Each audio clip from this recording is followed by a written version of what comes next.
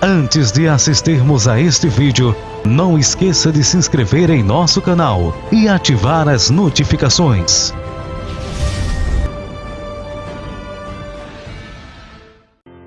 Saúdo-vos com a bendita paz do Senhor. Neste testemunho, você vai ouvir revelações de uma das jovens que trabalhou para Satanás durante muitos anos e que estava a ser preparada para promover o anticristo em Angola. Você vai ter a oportunidade de ouvir e sentir o que é feito na sociedade secreta. O propósito deste testemunho é para mostrar como é que Satanás e seus demônios estão enganando, seduzindo e arrastando muitas almas para o inferno. Saiba que Satanás fará tudo para impedir de você ouvir esse testemunho. Poderá te atacar com sono, confusões, interrupções e outras distrações. Então, prepare-se, porque na medida em que ela vai testemunhando, o Espírito Santo vai ministrar ao teu coração e tua vida vai mudar para sempre. Se você nunca ouviu falar do tipo de terrorismo espiritual que é praticado em Angola, então antes de ouvir este testemunho, coloque em pausa o teu aparelho. Primeiro deves orar. Missionária Jandira, tem a palavra. Eu sou Jandira Casimiro, tenho 21 anos, sou natural da província de Luanda. Vamos abrir as nossas Bíblias no livro de Mateus, capítulo 10, versículo 26. Vamos ler até o versículo 27. Diz assim a palavra do Senhor: Não tenha medo de ninguém, não há nada encoberto que não venha a se descobrir, nem há nada escondido que não venha a saber. O que eu vos digo em segredo, digam à luz do dia, e aquilo que vos é dito ao ouvido, pregam em cima do telhado. Vamos ler também em João 8, capítulo 32. Diz assim a palavra do Senhor: Conhecereis a verdade, e a verdade vos libertará. Vamos saltar para o capítulo 9, versos 1, que diz: Um dia Jesus no seu caminho, um homem cego de nascença. Os discípulos perguntaram a Jesus: Quem foi que pecou para que este homem ter nascido cego? Ele ou os pais? Jesus respondeu: O facto dele ter nascido cego não tem nada a ver com o pecado dele ou dos pais, mas é para que o poder de Deus se possa manifestar nele. Palavra do Senhor. Missionária Jandira, quando e como é que você entrou no satanismo? Eu entrei no satanismo de maneira inconsciente. Eu fui consagrada no ventre da minha mãe, primeiro através da rejeição. Ela tinha apenas 14 anos quando engravidou. Então ela começou a rejeitar a gravidez. E quando acontece a rejeição, então Satanás se sente no dever de adotar essa criança. Quando eu nasci, eu já nasci com a rejeição dos meus pais. Durante o tempo eu fui vivendo isso. Quando eu tinha 3 anos, foi quando Satanás foi tomar posse do meu corpo. Porque quando eu nasci, eu já era consagrada a ele já tinha me adotado. Então, com 3 anos, ele já foi trabalhando o meu caráter. Como não ter sentimentos por nenhum ser humano, não gostar das pessoas, ser teimosa, persistente e outras coisas. Fui crescendo com ele. Como eu fui consagrada inconscientemente, e uma coisa que acontece muito com nós africanos, nós já temos, ou já somos iniciados desde pequenos, de uma ou outra maneira. Como as crianças quando nascem fazem o fico, o pitaponde, as festas tradicionais que se fazem às crianças, isso é uma iniciação para o mundo das trevas. Então eu já tinha essa particularidade, mas o diabo me usava mais no subconsciente. Ele usava a inteligência que Deus me deu para pensar como atingir os cristãos, como trabalhar para eles. Quando eu tinha 13 anos, eu comecei a ser consagrada já às entidades satânicas. Também conscientemente fui consagrada a Iemanjá, que é a deusa do mar, a Brachas e Beuzebu, que são outros espíritos. Com 13 anos eu comecei já a trabalhar a sério. Eu comecei a destruir primeiro os lares. Eu fui preparada também para destruir lares. Como eu estava num nível muito elevado, porque praticamente eu já cresci lá no leito de Satanás. Eu ia para a civilização debaixo da água, porque eu não gostava dos homens. Eu olhava para as pessoas e sentia raiva, desprezo. Então, sempre que eu me chateasse, eu dormia e ia para o mar. Como é que eu ia para o mar? Normalmente, eles ensinam a tirar o espírito do corpo, a alma. Então, a pessoa fecha os olhos e tira o espírito e leva ela até ao mar. E eu ficava lá, eu tinha uma outra família lá. E eu lá era filha da Iemanjá, que era a deusa de todas as águas. Lá é que passavam o trabalho a quem atacar aqui na Terra. Eu ia para lá e eles mostravam a pessoa que eu devia destruir e me davam o poder. Quando eu viesse cá para a Terra, eu olhava para a pessoa e já conseguia ver a vida, o historial completo da pessoa. Não só dela, como de toda a família. E aí eu pensava como atacar, porque às vezes nós encontrava algumas dificuldades. Então, consoante os familiares e as pessoas que rodeiam essa pessoa, então nós nos infiltrávamos num desses familiares para conseguir destruir o nosso alvo. Aos 16 anos eu fiz a minha primeira consagração de sangue, que todas as consagrações têm que ter sexo e a consagração de sangue.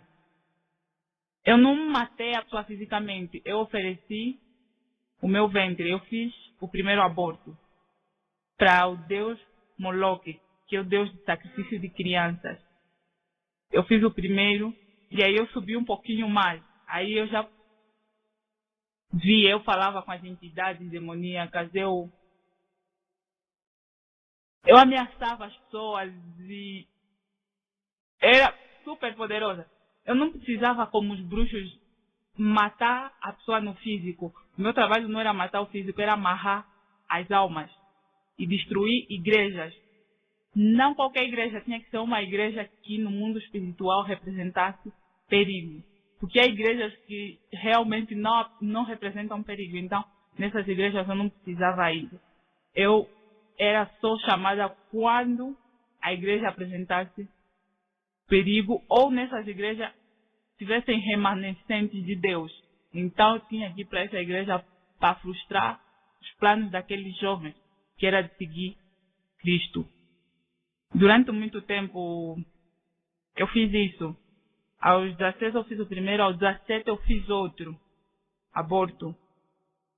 Porque eu estava a ser preparada para promover o anticristo. Eu era discretíssima. As pessoas que vivem comigo não percebiam nada porque eu era discreta. As pessoas que são preparadas para o anticristo têm o poder de hipnotismo, têm o poder de teletransportação. Eu, de repente, queria estar num sítio e eu conseguia sair do sítio onde eu estou até o sítio onde eu queria estar. Eu gostava, quando quisesse algo, eu não precisava correr atrás. Eu precisava apenas dizer, eu quero isso. E aí um espírito conseguia aquilo para mim.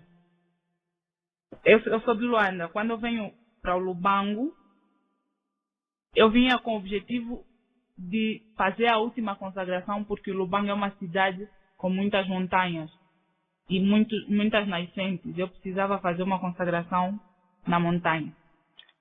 Então eu vim para aqui. Só que o Lubango é uma cidade, a cidade espiritual.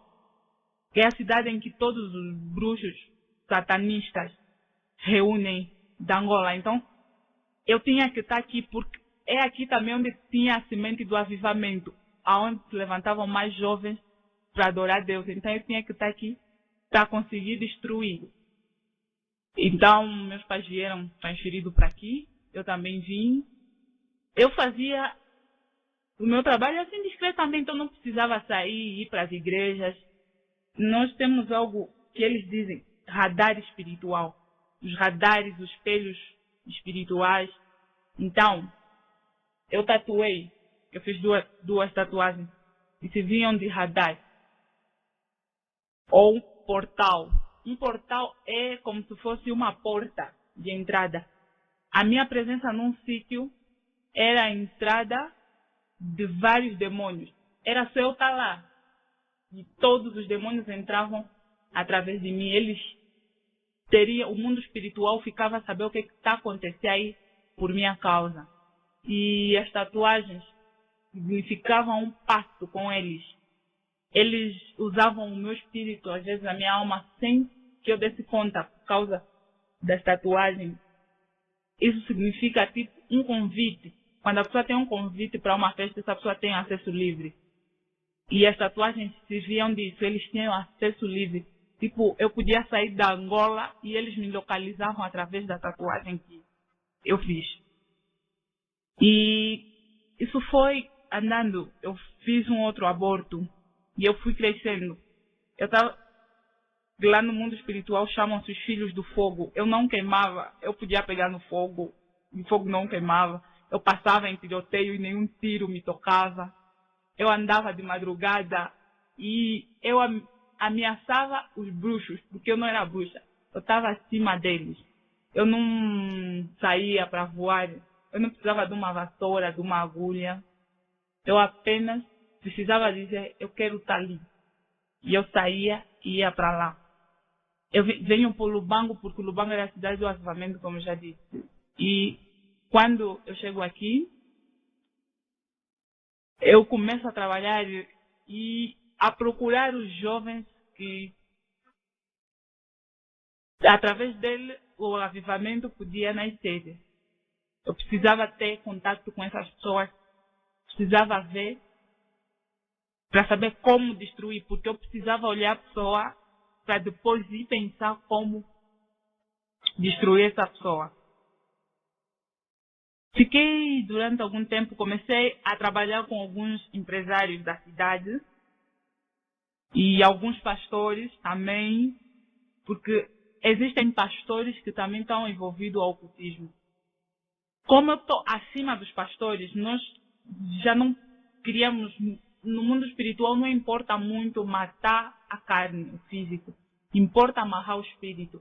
Então, os pastores trabalhavam conosco porque na igreja nós conseguíamos amarrar um grande número de almas. E nós íamos para as igrejas, trabalhávamos com alguns pastores. Eu fico aqui no Lubango até os 18 anos, depois eu volto para Luanda, porque eu precisava ir fazer pactos com alguns retores de faculdades em Luanda. E eu vou para Luanda, fico um ano, faço o que eu tinha que fazer lá, mas depois eu tinha que voltar porque o Lubango estava até muitos jovens a orar. Então eu venho para o Lubango para tentar acabar com esses jovens. Mas quando eu chego aqui, eu começo a sentir algo diferente. Eu chego e vou e me encosto a um dos jovens.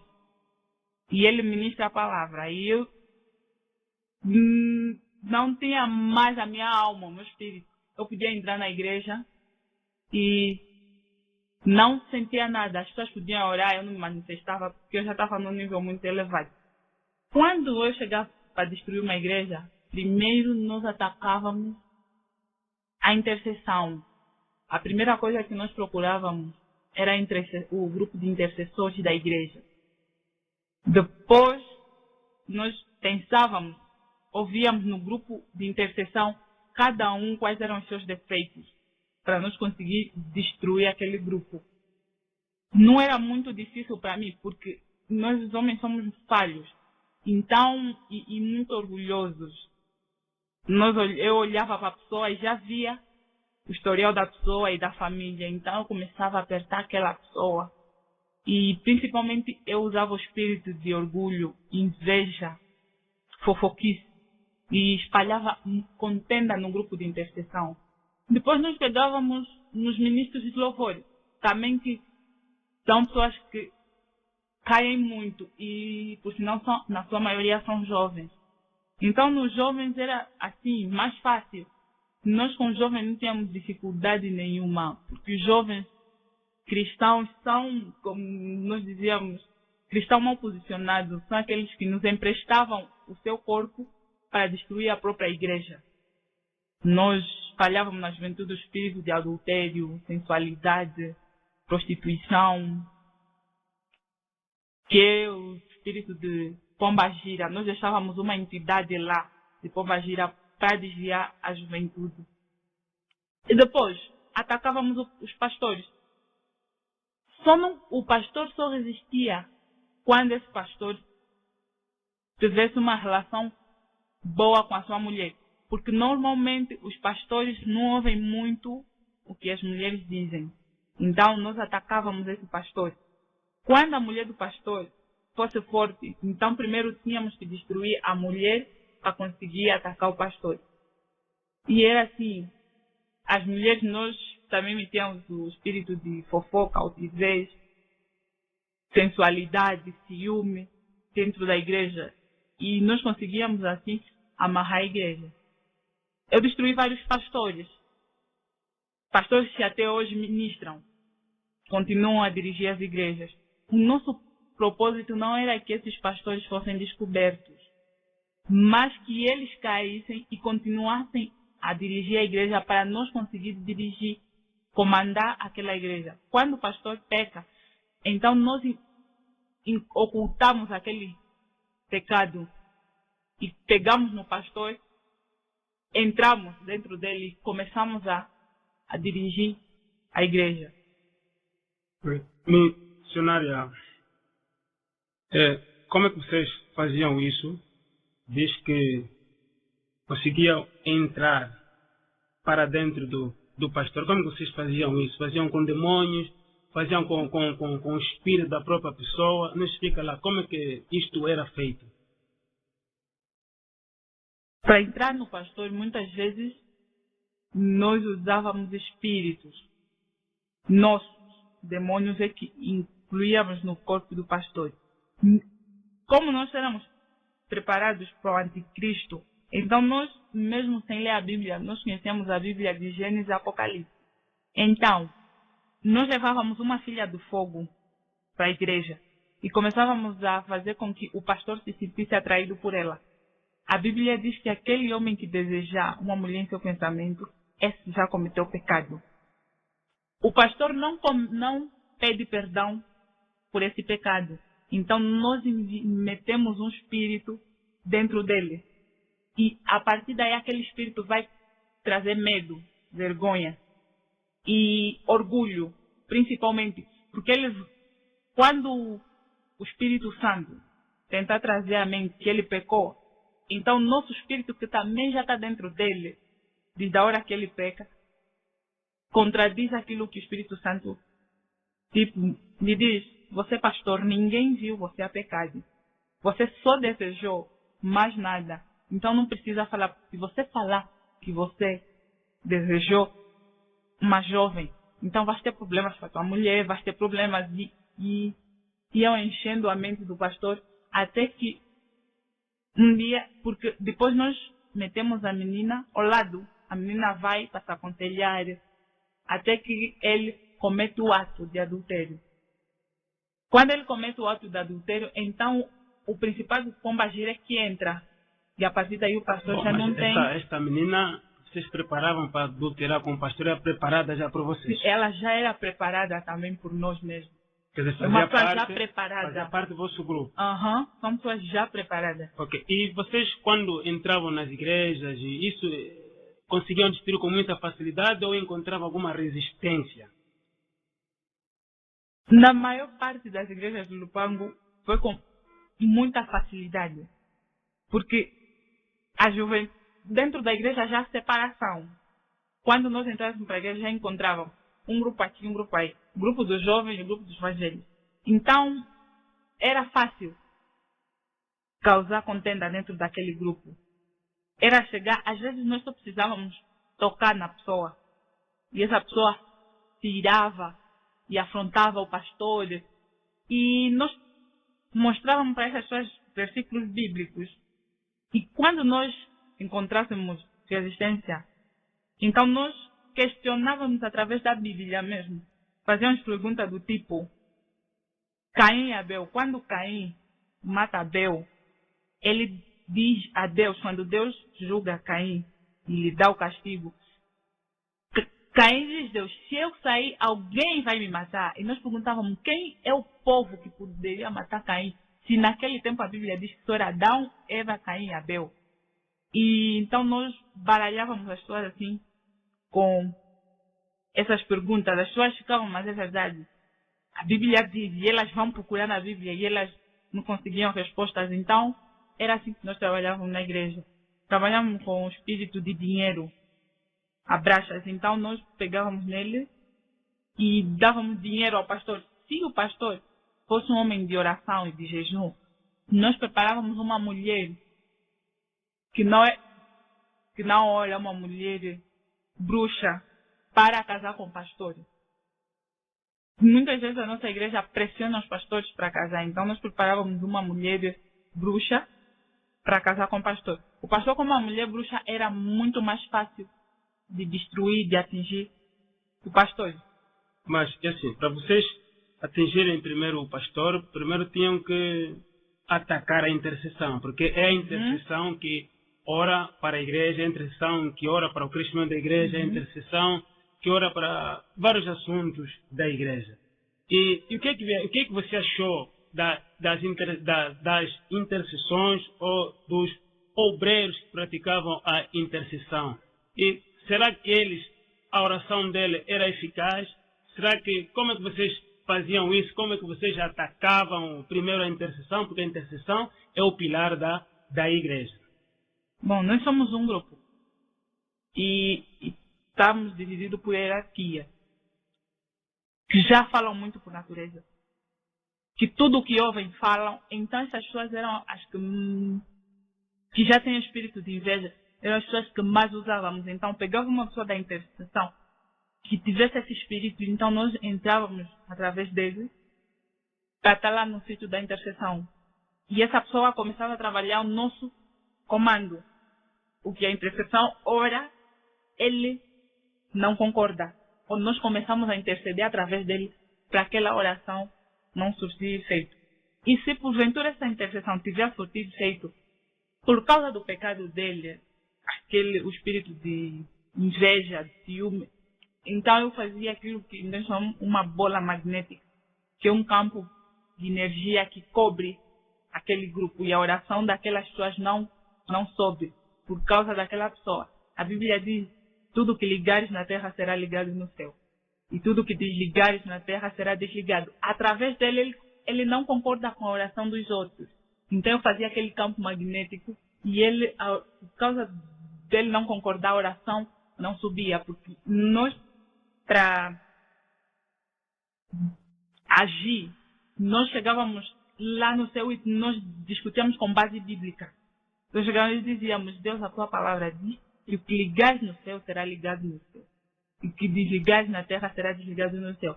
Então, com base nisso, nós dizíamos: os teus filhos estão a orar, mas tem um que não está a concordar. Então essa oração não pode surtir efeitos. Normalmente era assim que nós... Isto quer dizer que vocês estudavam a vida da pessoa, vocês faziam a pessoa, um dos intercessores, cair no erro, e depois vocês iam, pegavam naquelas falhas do intercessor ou daquela pessoa que ora e levavam. Mas e como é que vocês faziam? Levavam como para o céu? Como é que era feito isto? Normalmente tem bruxos. Os bruxos são os que reúnem na terra. Nós já reuníamos nos espaços celestiais. E lá tem pessoas apropriadas que iam mais além, levar os relatórios. Por exemplo, os bruxos nos mostravam um relatório, nós descíamos, lutávamos contra aquele relatório. Quando nós conseguíssemos o resultado aqui na Terra, então nós subíamos e entregávamos num outro que tinha aquela competência. Então ele chegava lá e mostrava o relatório. E Deus é um Deus de ordem. Nós também sabíamos disso. Então Deus não passa por cima da palavra dele. E é aquela hora que Deus não pode fazer nada porque nós levávamos a palavra dele. Então nós também já sabemos que Deus não passa em cima daquilo que ele instituiu. Então era assim. Deus não fazia nada e nós continuávamos a destruir. Mas muitas vezes Deus até falava com outros intercessores. Mas por causa daquele, é que aquele vai trazer a mensagem de Deus e aquele vai boicotar sempre o trabalho dos outros. E a intercessão vai ter contenda. Então, quando a intercessão ter contendas, eles vão perder o alvo. E aí nós conseguimos atacar a mulher do pastor, o povo do pastor. Ok. Com base na tua experiência no mundo espiritual, o que você acha, o que a igreja deve fazer para sofrer poucos ataques ou, se for necessário, não sofrer mesmo os ataques? O que a igreja deve fazer com base na vossa realidade, que vocês viviam lá? Primeiro, devíamos saber a quem foi consagrada aquela igreja, aquele espaço que nós chamamos de igreja. Depois, ter um pastor sério com uma mulher de oração. Depois, ter um grupo de intercessão forte. O pastor não pode ser estrela. O pastor não pode sentir o chefe ou o dono da igreja. Porque o pastor tem que trabalhar com as ovelhas. Normalmente nós também destruímos as ovelhas todas porque os pastores não conhecem os problemas das ovelhas, não prestam atenção nas ovelhas. Os pastores chegam apenas no domingo e ministram a palavra e depois cada um por si, Deus para todos. Nós não precisávamos principalmente amarrar o pastor. O nosso alvo era as ovelhas mesmo. Então nós pegávamos quando o pastor não é forte, nós só não amarrávamos as ovelhas se o pastor fosse forte. Então nós só precisávamos lutar com o pastor se ele nos impedisse de amarrar as almas das ovelhas.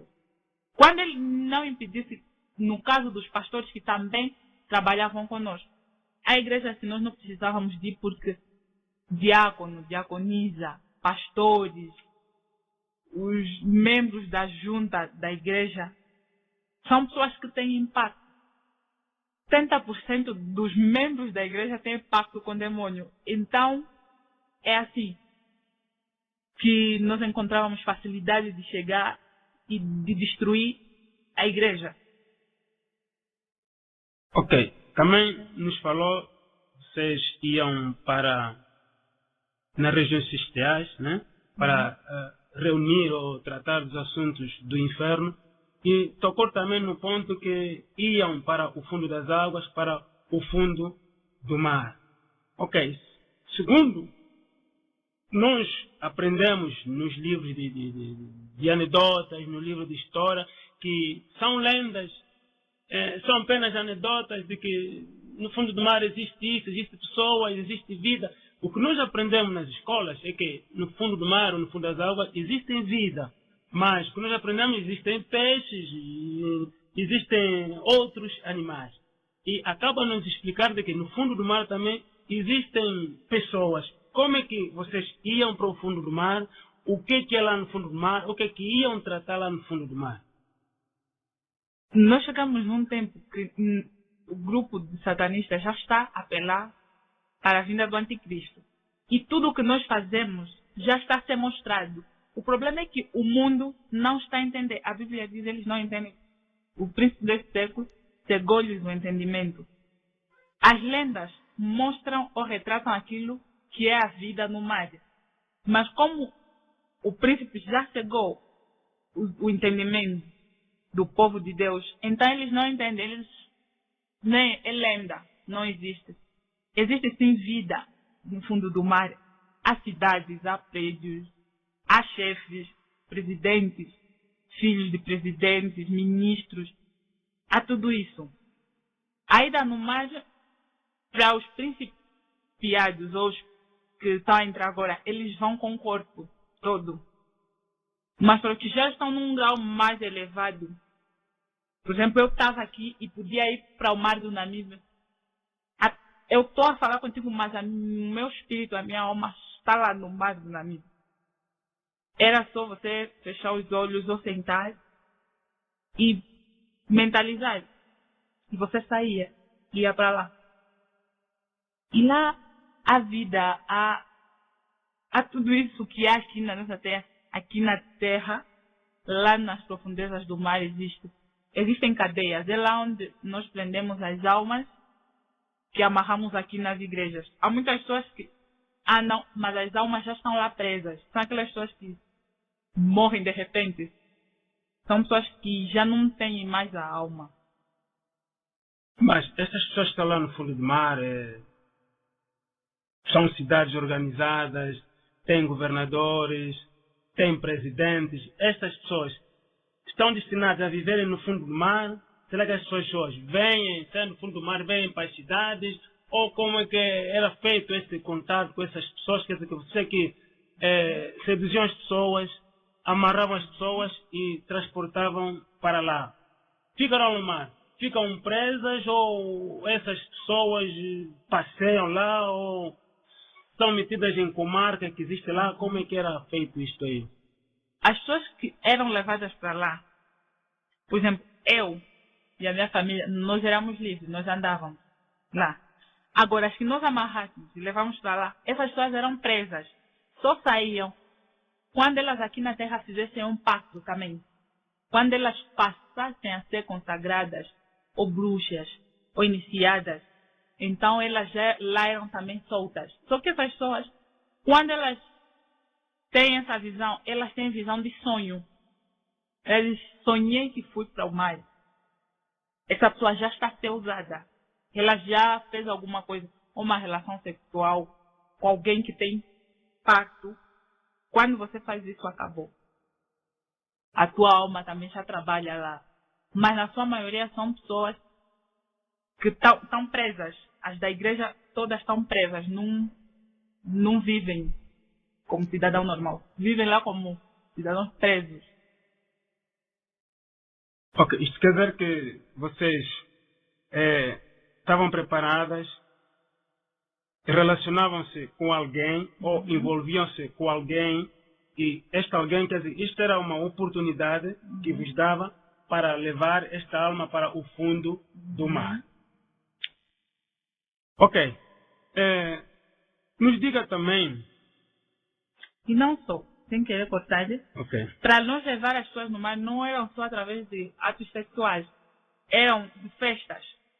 Nós íamos para as festas e fazíamos lá as nossas consagrações, dentro das festas, nas discotecas da cidade.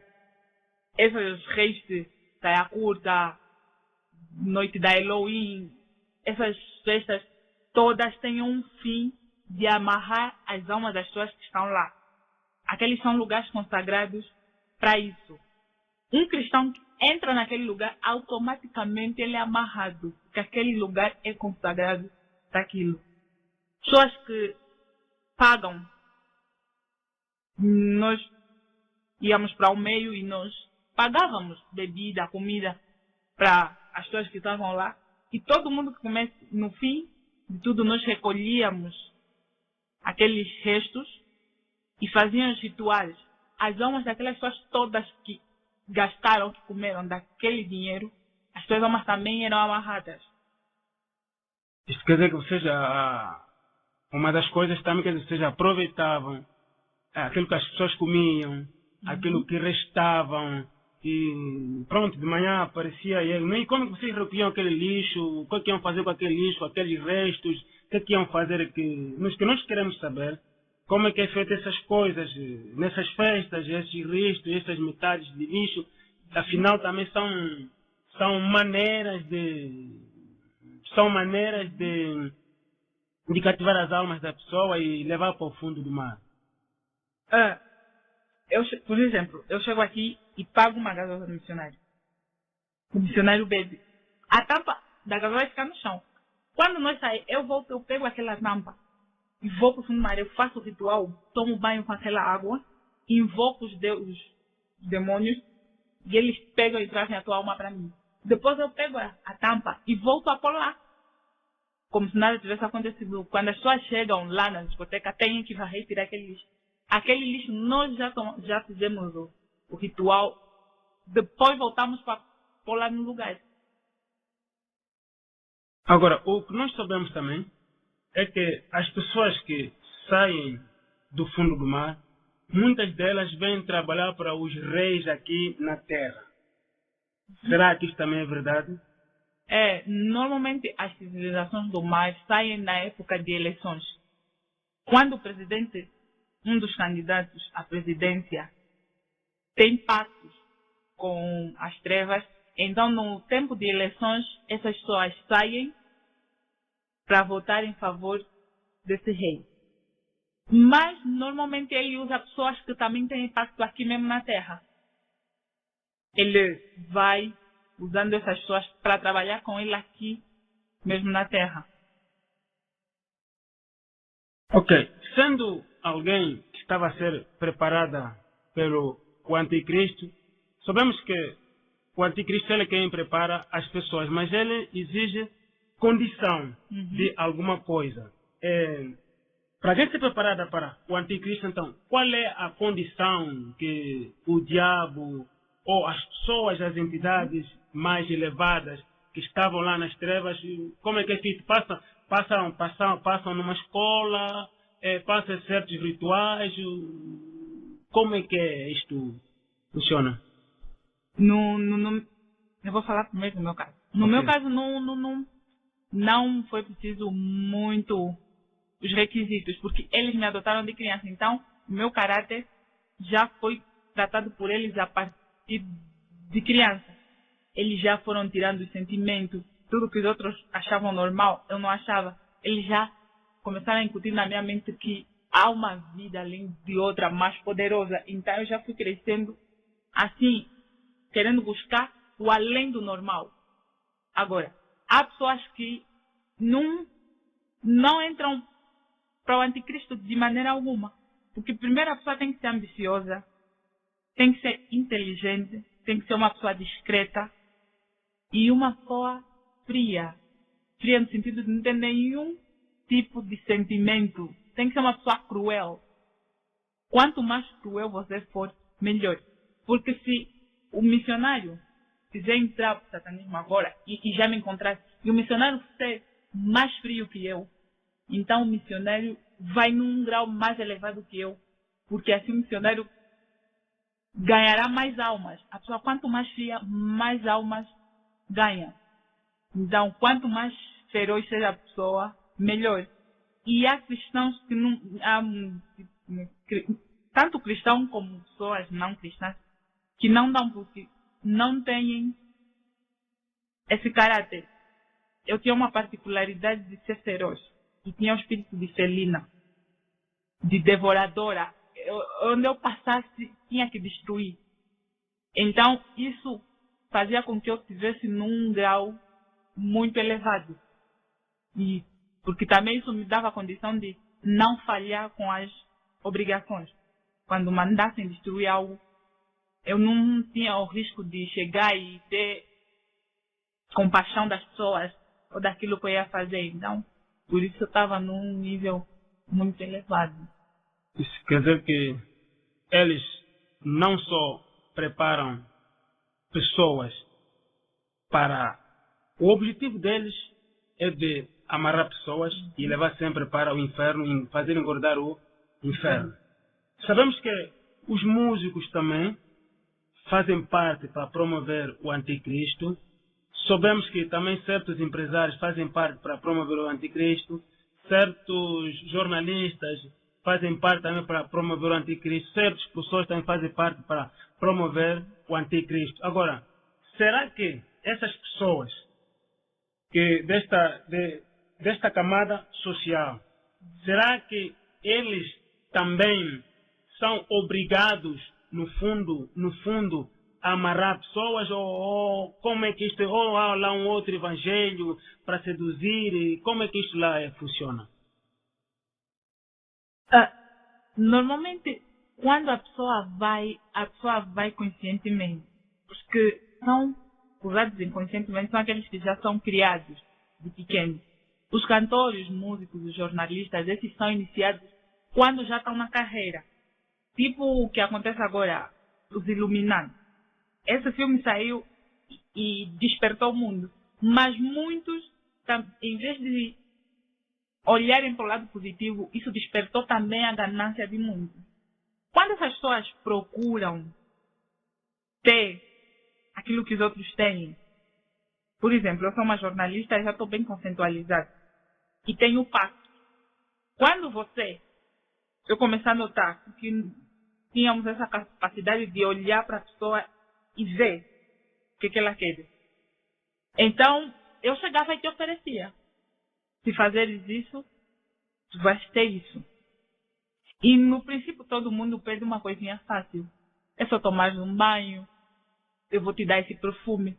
No princípio eles nunca abrem um jogo. Tomas um banho, às vezes de rosa, de milho, de dendém, esses banhos tradicionais. Tomas um banho, usas esse perfume e você vai começar a desenvolver. Aquele ritual que essa pessoa vai fazer vai ter aliança, o pacto consciente, porque ela sabe que ela está a tomar um banho que é para ela subir de estágio, de lugar no trabalho. Essa pessoa, depois de um tempo, ela já vai começar a fazer as saídas do corpo. Muitas não reclamam, porque a vontade é sempre subir mais e ser mais conhecida, e mais, e mais, e mais. Então essas pessoas acabam por ter lá muita ganância, porque também há disputa. E eu depois te abro o jogo, eu estou assim porque eu fiz isso, eu tomei banho, eu vou para o mar, eu amarro almas, ou eu mato pessoas assim no físico, na terra, eu como a carne humana, não sei o quê. Estou aqui. Quando você já está lá, você não tem muitas chances de voltar. Então essas pessoas trabalham conscientemente. As que serem mais ousadas, aí elas recebem uma entidade maior. Por exemplo, temos cantoras que elas já são preparadas mesmo. Aqui em Angola, vamos falar coisas, mas aqui em Angola, cantoras que são preparadas para promover a sexualidade, o espírito de prostituição, homossexualismo, lesbianismo. Elas já estão preparadas para isso, mas porque elas fizeram. Se uma entidade se preparar, então você vai ser mais famosa. Então a entidade lhe prepara para ela conseguir amarrar mais número de pessoas. Depois daquele show, eles recolhem aquilo, os restos, e fazem os rituais. E como é que eles conseguem amarrar as almas a partir por exemplo, os cantores, né, a partir da música? Eles trabalham muito com o subconsciente da pessoa que ouve a música. Ele, às vezes, por detrás das letras das músicas, tem um outro significado que nós, à primeira vista, nós não entendemos aquilo que ela quer dizer realmente. Há músicas que apelam a isso, a emancipação da mulher, isso é contra a Bíblia. Então eles embelezam o pecado. As pessoas, quando ouvem, as pessoas vão mentalizando aquilo e normalmente querem praticar, e do ouvir que as pessoas praticam. Então elas vão ouvindo e vão praticando aquilo. Ok, e esta coisa de experiências fora do corpo, deixar o corpo e tirar o teu espírito e ter experiência noutros lugares, isto aprende-se ou faz algum ritual ou é algo que vê assim instantaneamente? Isso é um ritual. Quando você já está num certo nível, depois eles No caso dos bruxos, eu não sei muito bem, porque eu nunca passei pela bruxaria. Mas no nosso caso era quando você faz o primeiro sacrifício de sangue, então aí eles fazem aquele banquete sexual com pessoas que vivem, com pessoas que também estão nesse mundo das trevas, fazem o banquete nas áreas celestiais e depois vêm fazer com as pessoas aqui na terra. Aqueles que dizem marido e mulher da noite, as pessoas que têm isso. Então nós descemos e depois viemos usar os corpos das pessoas aqui. Como em espírito, transformadas em mulheres da noite, e se for homem, como são homens da noite. E vocês tinham êxito nisso? Tínhamos. Tem os cristãos, principalmente os cristãos que dormem das 20 às. Então eles eram usados para isso. Nós precisávamos de carne humana. Então nós víamos como espírito para usar aquela carne. Ok. Segundo nos diz que esteve no Lubango, depois foi para Luanda.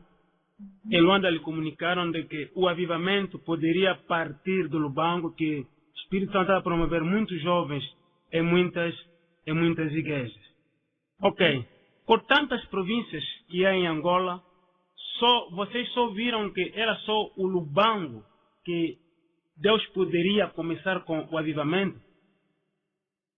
No mundo espiritual, os maiores ataques, os maiores vinham do Lubango. Não que nas outras províncias não se oram. Mas tipo Luanda. Luanda lá as coisas já não acontecem porque o céu já está cerrado. Então Lubango era a cidade que, apesar de ser a capital da Angola espiritualmente, também é a capital que Deus escolheu para o avivamento. É a cidade que Deus escolheu para o avivamento. Então, nós temos que vir aqui. Lá não há, tipo, engano. Porque nós víamos Angola assim, debaixo dos nossos pés. Então, nós conseguíamos ver. É aqui onde está a sair mais jovens. Então, é ali aonde vai acontecer o possível avivamento. Então, é lá aonde nós temos que nos concentrar em maior número para conseguir apagar. E às vezes usávamos a própria igreja para apagar, porque normalmente essas pessoas são jovens. Então, nós usávamos a liderança da igreja para abafar os jovens. Mas o que nós queremos saber? Por que se diz isso que o Lubango é a capital espiritual? Se é só por causa disso mesmo, por trás disso há uma outra coisa que vocês sabiam que vos dava a entender que o Lubango é a capital espiritual? E nós sabemos que Luanda é a capital física, né? Porque Lubango tem a maior, como é que se diz? Maior centro de concentração, que é o Cristo Rei. Então, Cristo Rei é o ponto espiritual mais alto da Angola, no mundo das trevas. Então, por isso é que a maior parte é que se diz que Lubango é a cidade, a capital espiritual da Angola. Porque tem várias montanhas, para além das montanhas, dos riachos, dos lagos, tem o Cristo Rei. Então, por isso é que nos vemos aqui. As reuniões todas são feitas aqui no Lubango. Quer dizer que o teu trajeto daqui para Luanda, de Luanda para cá, era sempre em trabalhos. Ok, também tocou num ponto aqui de que chegou de ir para Luanda, ou foi convidada, estava aqui no Lubango, foi para Luanda para consagrar certos empresários, para consagrar certos diretores ou chefes de empresa. Mas como é que era esse contato? Era no mundo físico? Era no mundo espiritual? Ias lá sozinha para consagrar? Te pediam para ajuda? Como é que isto era feito? E se nesse trabalho havia uma recompensa para vocês? Normalmente, quando eu vou para Luanda, todos os trabalhos eram físicos. Quando se é comunicado um trabalho, eles já enviam o roteiro daquela pessoa, o historial de vida. Então, é só você chegar e dizer, às 12 horas, a pessoa passa aí. Então, você às 12 horas fica aí. Eu, por exemplo, já tinha o poder de hipnotismo e de transformação. Eu tinha o poder de se transformar em outra pessoa. Então era fácil de atrair, principalmente os homens. Tipo, quem olhava para mim se sentia preso. Então aquela pessoa, quando passasse de uma ou de outra maneira, ela olhava para mim. E aí ela me convidava, ela parava o carro. Era contato físico. E as pessoas que eu consagrei em Luanda já eram pessoas que começaram, iniciaram. Mas elas precisavam subir num grau elevado. Como eu já estava num grau muito elevado, a pessoa que se envolvia sexualmente comigo, essa pessoa logo subia também. Então, como nós precisávamos urgentemente de amarrar as pessoas, há pessoas que nos fizeram muitos rituais. Você vai falar, mata o fulano, ele mata. Então, depois essa pessoa, quando se envolve contigo, ela já está num grau elevado. E com o tempo ela vai subindo com os bens financeiros. Quanto a mim, se tinha uma recompensa. Como eu estava a ser preparada para promover o anticristo, a recompensa que eu teria vinha mais para frente. Eu estava a ser preparada para ser uma das mulheres mais desejadas do mundo, negra. Então, eu tinha que fazer alguns trabalhos primeiro em Angola, para depois conseguir sair da África, porque a última consagração teria que ser no Brasil.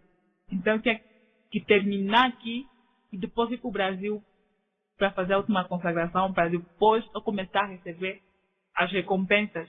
Eu estava a ser preparada para destruir grandes homens de Deus. Então, por que no Brasil e não outro país? Porque Brasil e Estados Unidos são os centros do satanismo no mundo. Então lá estão as maiores entidades do satanismo no mundo. Então tinha que ser nesses países. Eu já era um bocado forte por causa da força dos pactos da África.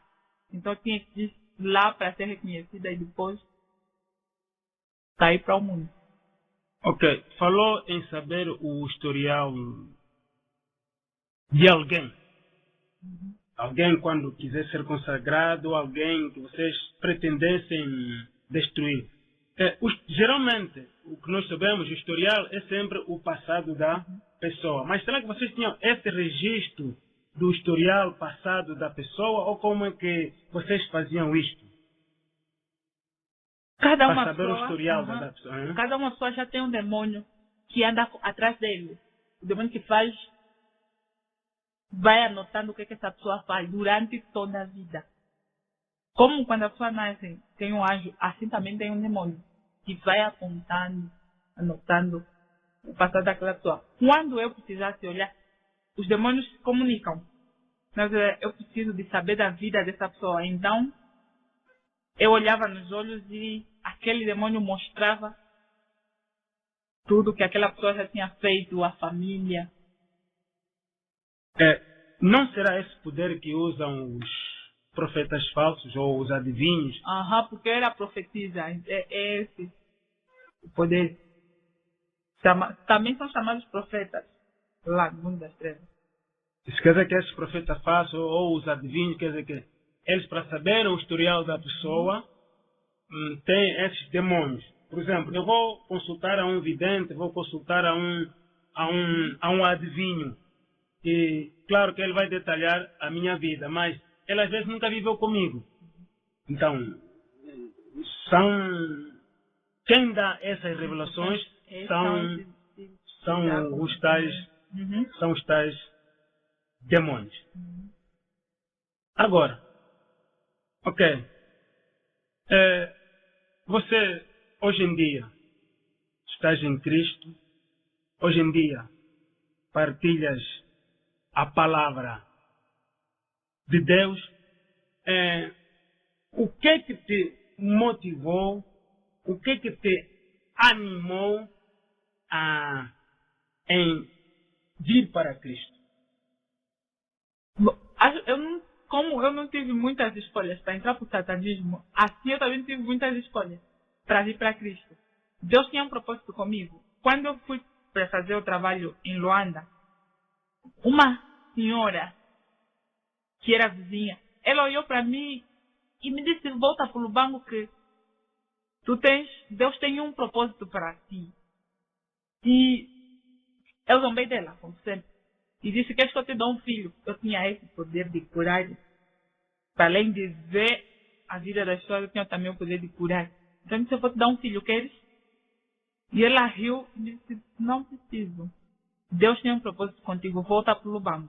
Tanto é que depois de eu terminar o trabalho lá, eu voltei para o Lubango.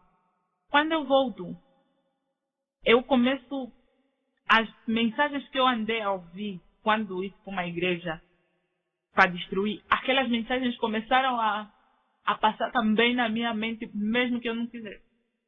Então, eu fui ouvindo, aquelas mensagens foram passando na minha mente várias vezes.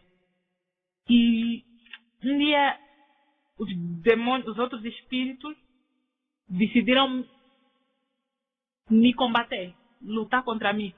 E eles diziam que eu já não estava em condições, que eu já era um perigo para eles, que provavelmente eu podia me converter. E eles queriam assim me agredir. E então dali, naquela noite, foi de madrugada, eu passei toda a madrugada acordada, a minha casa ficou em pânico. Uma vizinha nossa mostrou-nos uma igreja, que ela disse que aquela igreja fazia um trabalho espiritual. E nós fomos para lá. Só que quando chegamos lá, eu também não fui liberta, porque aquele pessoal também, a maior parte deles tinha pactos. Então eles acalmaram os espíritos que faziam confusão comigo e disseram que eu já estava liberta. Então eu continuei a frequentar a igreja, aí eu comecei a ler a Bíblia, eu fui lendo, fui orando, mas eu não era liberta. Era o desejo, já aí nasceu o desejo de eu ser cristã, de sair do mundo das trevas. Então eu fui orando, mesmo não sendo liberta, eu comecei a frequentar a igreja. A partir desse tempo, dessa data, eu comecei a ser usada já sem conhecimento, porque eu já tinha muitos pactos. O diabo já tinha autoridade de tirar minha alma e de levar para trabalhar sem o meu consentimento. Eu destruía as coisas sem o meu próprio conhecimento. Então, foi assim que eu fui. Isto quer dizer que você foi procurar a libertação nessas igrejas e acreditamos que, segundo o que você acaba de explicar agora, que oravam para ti, mas mesmo assim tu continuavam a te usar. Mas como é que isso é possível?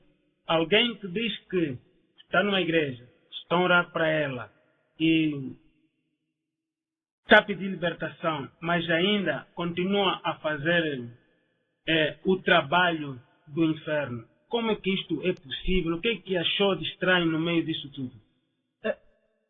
Primeiro porque as pessoas que fazem a libertação, ou a suposta libertação, têm impacto com as trevas. Também são pessoas que vivem no mundo das trevas.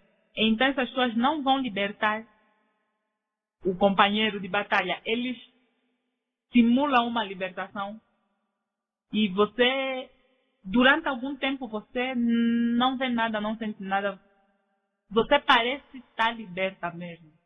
As pessoas que estão na igreja, muitas vezes, a maior parte dessas pessoas têm ligação com o reino das trevas. Então, às vezes a pessoa vai para ser liberta, aumenta o poder dessa pessoa.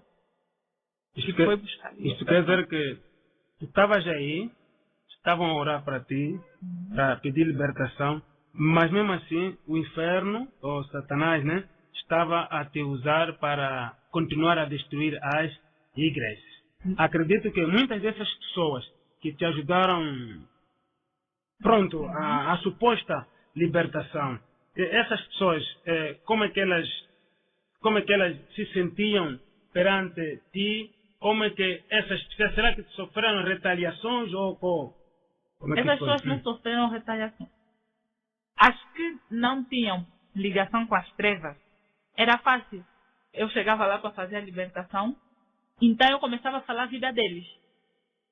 E eles ficavam com medo, então eles começavam a desistir. E os que ficavam eram as pessoas que também tinham ligação com as trevas.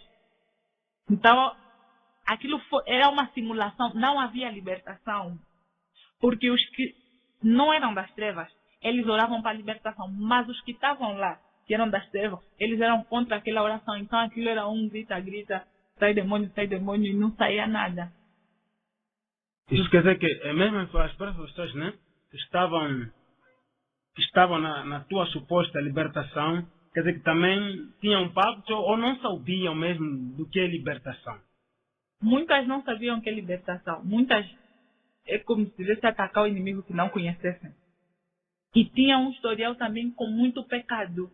Digamos, homens que fazem uso do álcool, eram pessoas avarentas, orgulhosas, e eram pessoas cheias de si. Então, essas pessoas não podiam orar porque o diabo se apegava disso. Como é que essa pessoa, que tem tudo isso de mim, quer fazer a libertação? Então, isso não acontecia. Ok. Falamos também em tatuagens. O que a tatuagem representa para o reino das trevas e como é que, você agora está em Cristo, né? E como é que é vista a tatuagem segundo a visão de Cristo? A Bíblia diz não que o corpo do homem é o templo do Espírito Santo e proíbe a marca no corpo. No mundo espiritual, para o diabo, a tatuagem significa propriedade, é um selo. Aquilo que eles dizem, o número da besta. O número da besta não vai ser claramente 666 na testa ou no braço direito. Vai ser uma tatuagem que você vai colocar no braço. Aquilo serve, a tatuagem serve como um portal. Há pessoas que fazem a tatuagem, inconscientemente ela vai lá, gostei do desenho, vou pôr esse desenho no meu braço. Quando você põe, você diz ao diabo que você lhe pertence. Porque o diabo também sabe que Deus proíbe marcas no corpo. Então, todo aquele que tem uma marca, uma tatuagem, o diabo lhes usa sem eles saberem. Tipo, tira a alma, aquelas pessoas que dormem e quando acordam estão super cansadas. É isso, ela tem a tatuagem. No mundo espiritual, ele não procura o João. Ele vai ver todo mundo que tem tatuagem sai. Quando na hora de pedir os corpos ou na hora do trabalho, eles fazem um ritual e depois invocam todos os que têm tatuagem. E a alma de todos que têm tatuagem sai. E vai e depois devolvem essa alma. E as pessoas andam. Há muita gente que precisa quebrar os vínculos. Isso, para essas pessoas são vínculos. Tem que quebrar. A tatuagem funciona assim no mundo.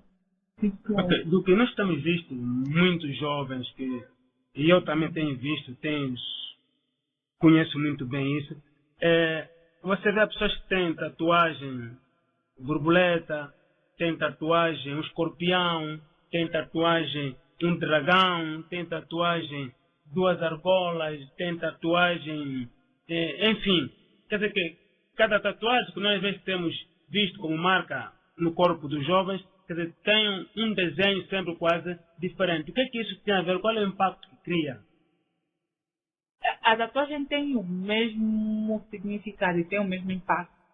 Só que, como os gostos das pessoas são diferentes, então por isso criou-se essa diversidade. Há quem tatua só o nome. Talvez numa borboleta, um escorpião não lhe encante. Então é mesmo o nome que ela vai fazer. Que vai fazer com que lhe levem. É o escorpião que vai fazer com que o diabo, quando quiser, pega a tua alma e leva. Isso não tem muita diferença. Agora, para nós que já éramos iniciados, então nós sabemos o que significa. É como se fosse uma adoração nossa para ele. Por exemplo, eu desenhei 2 alianças cruzadas e uma chave, que era dizer a minha união com ele no inferno.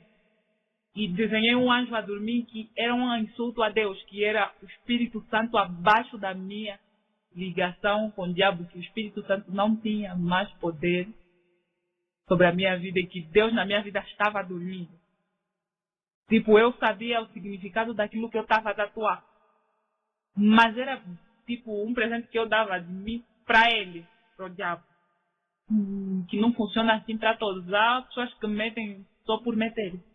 Agora, que conselho você dá aos jovens que usam tatuagem inocentemente, inconscientemente? Os jovens cristãos ou não cristãos que usam tatuagens sem saber, é bom que eles procurem homens de Deus para quebrar os vínculos. Porque isso é um vínculo que eles medem com o diabo. Então, o azeite ou a unção quebra o jugo. Então, procura um homem de Deus, unge a tatuagem e ele confesse esse pecado a Deus. Antes de ungir, confesse, depois a unção, para quebrar o vínculo que há entre ele e o diabo.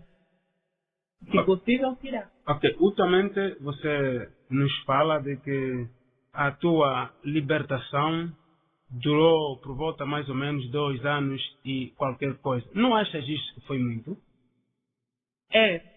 A minha libertação demorou assim, porque primeiro as pessoas que começaram a fazer a libertação tinham pactos com as trevas.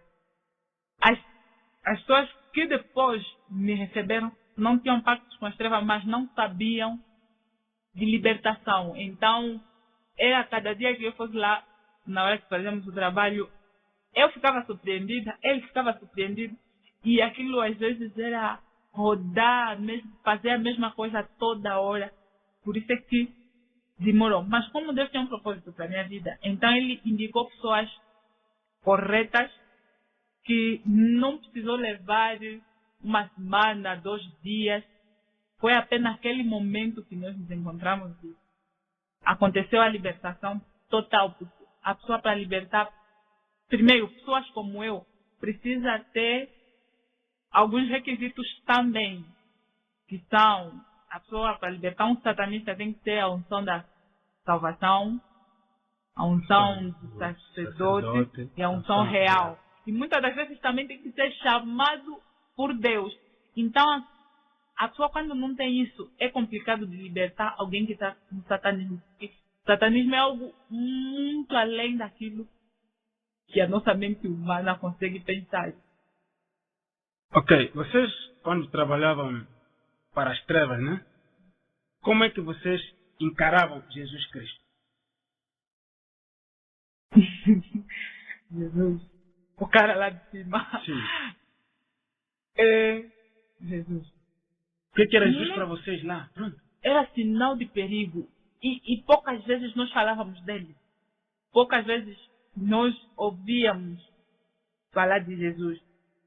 Quando nós tivéssemos que atacar alguém, como são alguém que fosse escolhido de Deus, nós não víamos a pessoa, nós víamos fogo. Então, quando você via fogo naquela pessoa, então você já sabia que o cara de cima é com essa pessoa. Então, nós desistíamos. Não tínhamos, assim, muito detalhe de Jesus, porque nós não tínhamos nenhum tipo de compaixão com as pessoas.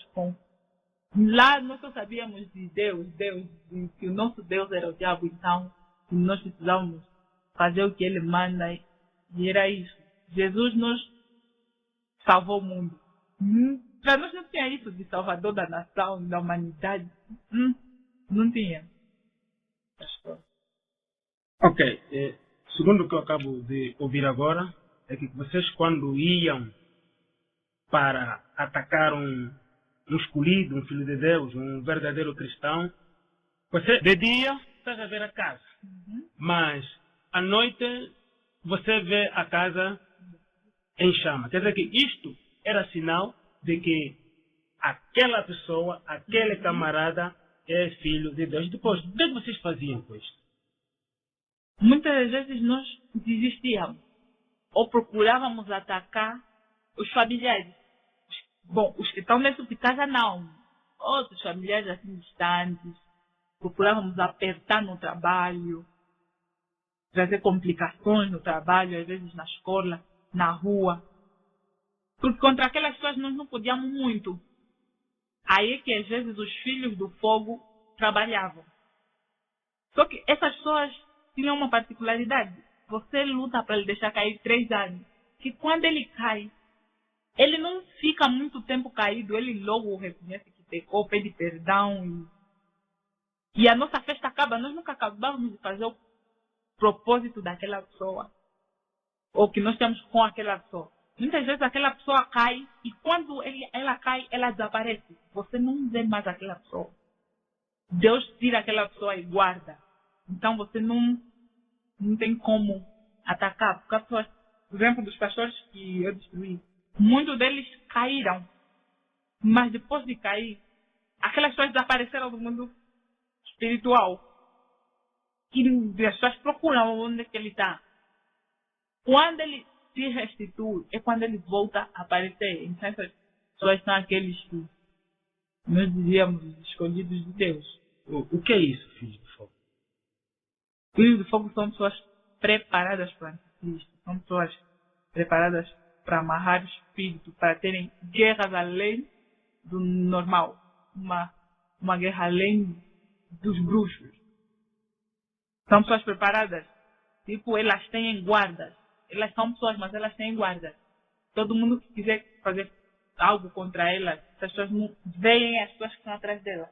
São pessoas que não queimam, podem pegam no fogo. São pessoas que passam em tiroteios e nenhuma bala lhes atinge. São pessoas que podem estar no carro e o carro esmagalha e elas saem grávidas.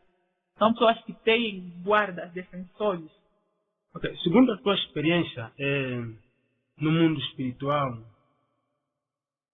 existem igrejas em que há verdadeiros líderes cristãos, ou a maior parte das igrejas em Angola estão todas, quer dizer, que imbuídas em pactos com as trevas? Há igrejas com líderes verdadeiramente cristãos. O problema é que dentro da igreja ou da liderança também existem pessoas envolvidas nas trevas. Não encontramos assim uma liderança 100% cristã. Tem sempre algum infiltrado lá dentro. Então é assim que nós temos informação daquela igreja. Mas a maior parte das igrejas cá tem pacto. Os altares são consagrados. Quando o pastor entra naquela igreja e o altar já é consagrado, então o pastor, ainda que seja ungido de Deus, vai ter graves dificuldades. Segundo as igrejas onde você passou, nos contou que há rituais quase dentro da igreja, sobretudo as danças, certos comportamentos de algumas pessoas dentro da igreja. Isto tem a ver em atrair os demônios para dentro daquela igreja. Isto quer dizer que, estando numa igreja, as atuais igrejas, essas que nós conhecemos, e estando num ritual, não há diferença. Mas como é que isso é possível? Às vezes os cristãos não conhecem a verdade. Eles frequentam a igreja, mas não conhecem a verdade. Dá-se o caso de danças. As danças são para rituais do reino das trevas, para invocar os espíritos. E os cristãos veem essas danças e levam dentro da igreja. Tem pessoas que realmente estão a clamar a presença do Espírito Santo. E essas pessoas vão clamando a presença do Espírito Santo. Só que não entram. O Espírito Santo não desce. Porque tem pessoas também lá que estão a fazer aqueles rituais inconscientemente ou conscientemente a invocarem a presença de outros espíritos naquele lugar. E também falar em línguas. Há igrejas que aquilo é uma história. Todo mundo começa a falar em língua e metade daqueles que falam em língua estão a invocar outros deuses ou estão a ir contra a oração daqueles. É assim que muitas vezes há rituais dentro das igrejas. E outros rituais mais profundos são aqueles tipo enterrar corpos dentro do altar. Antes de construir o altar, eles consagram, eles enterram corpos humanos, comidas, vinho, bebidas, animais dentro dos altares. São das rituais. Ok.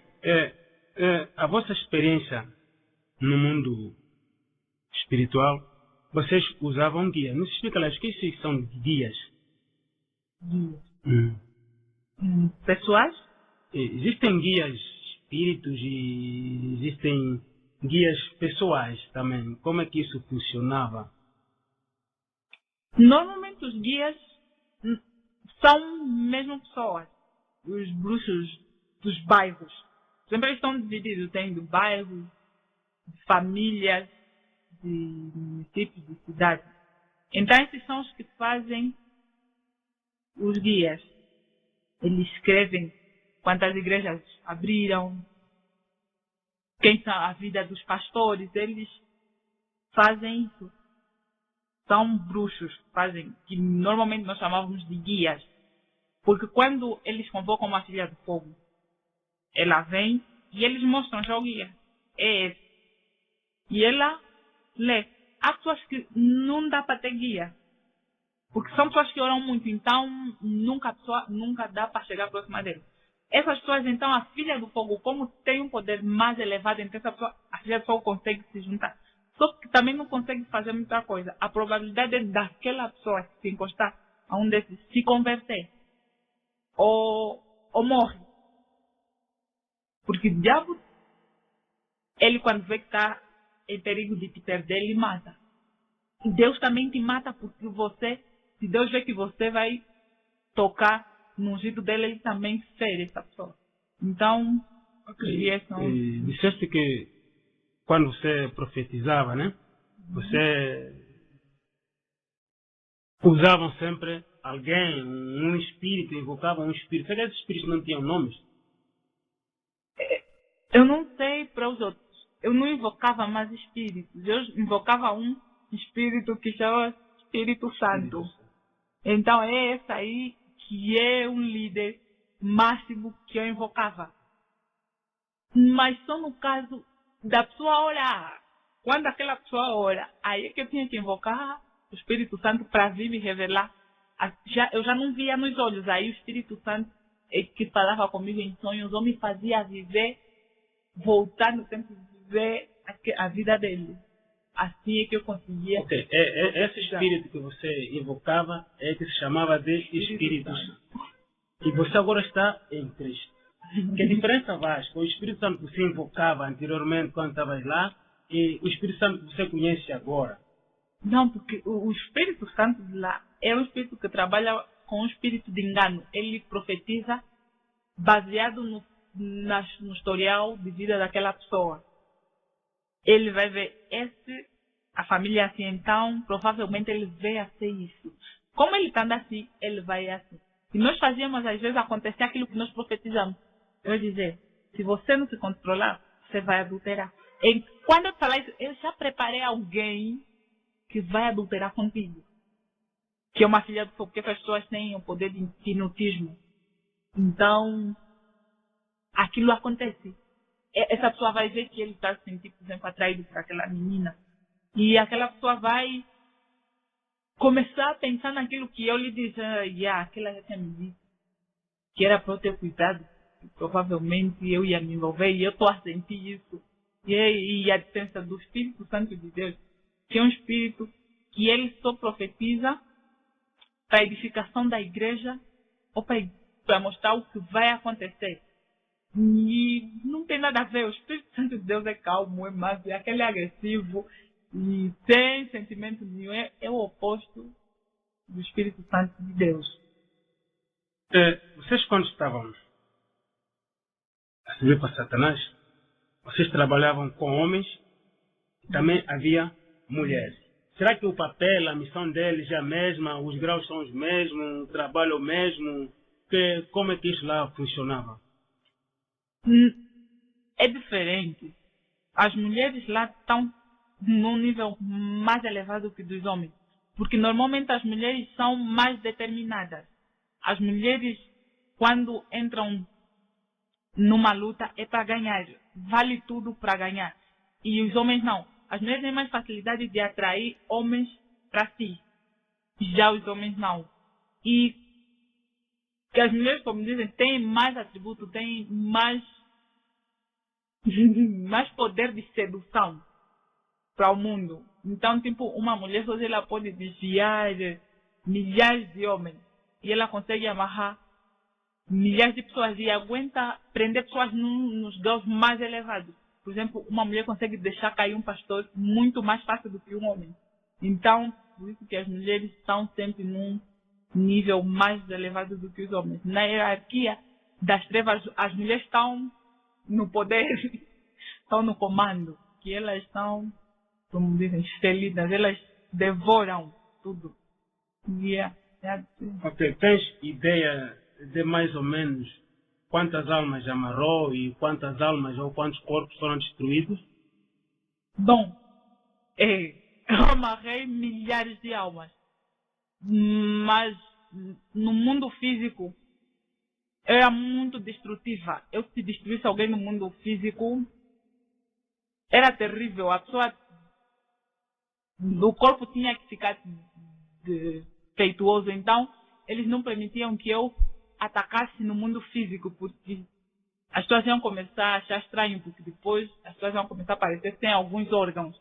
Então, isso ia chamar muita atenção. No mundo físico, eu concordei com algumas mortes. E as mortes que eu concordei foram mortes muito violentas. Então, eu não participei de muitas mortes físicas, mas espirituais. Eu já amarrei metade das igrejas do Lubango, eu amarrei espiritualmente.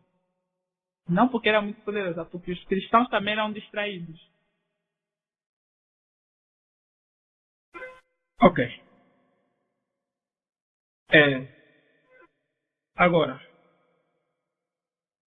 missionária Jandira, lavada, remida, purificada pelo sangue de Jesus.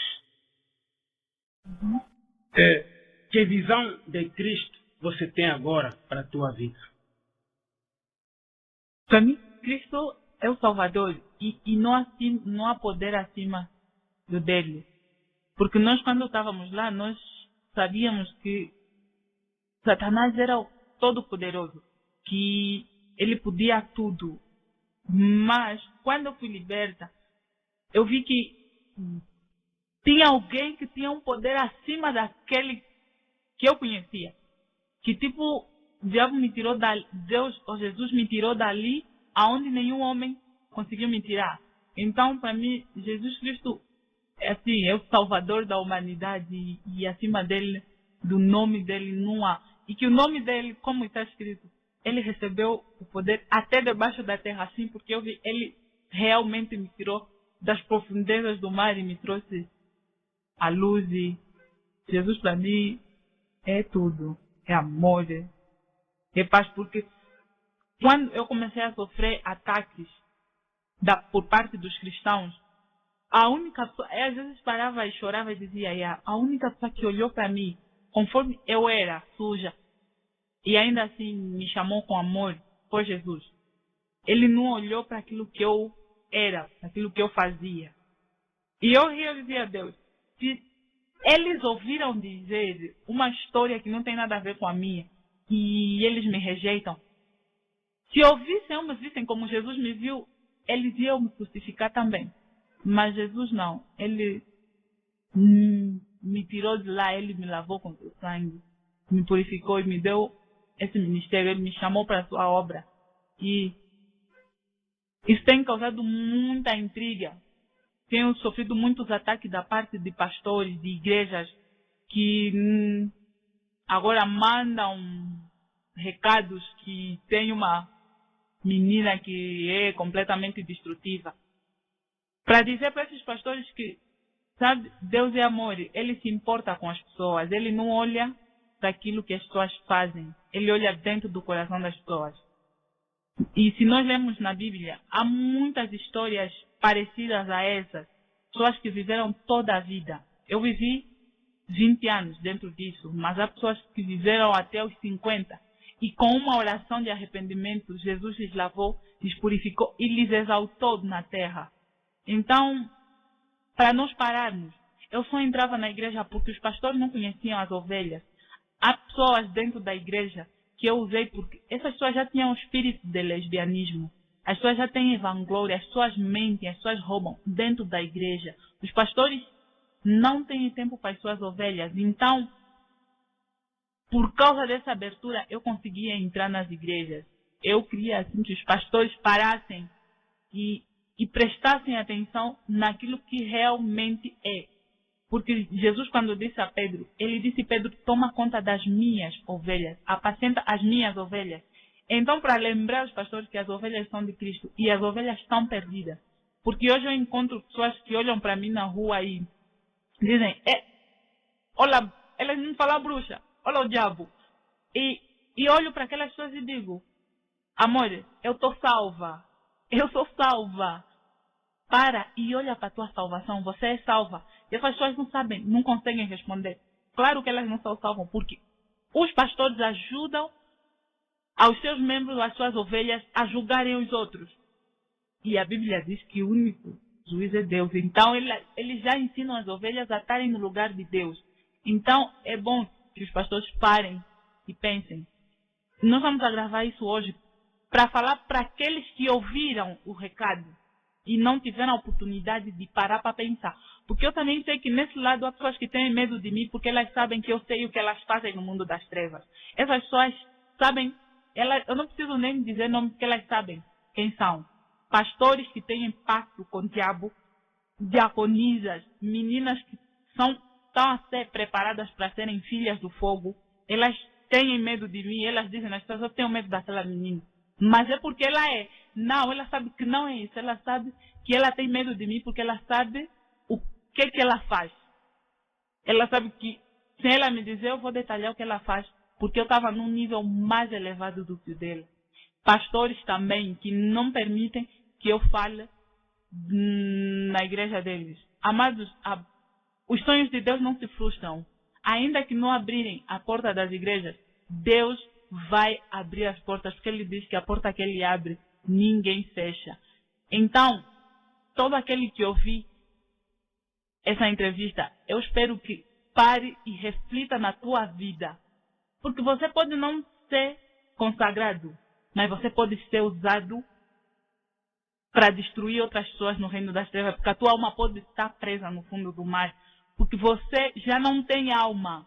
Você para e faz uma autoavaliação daquilo que tem sido a tua vida. Se você é um cristão que dorme das 20 às 6, se você é um cristão que não jejua, se você é um cristão, você corre riscos eminentes de ser usado por diabo. E é isso aí.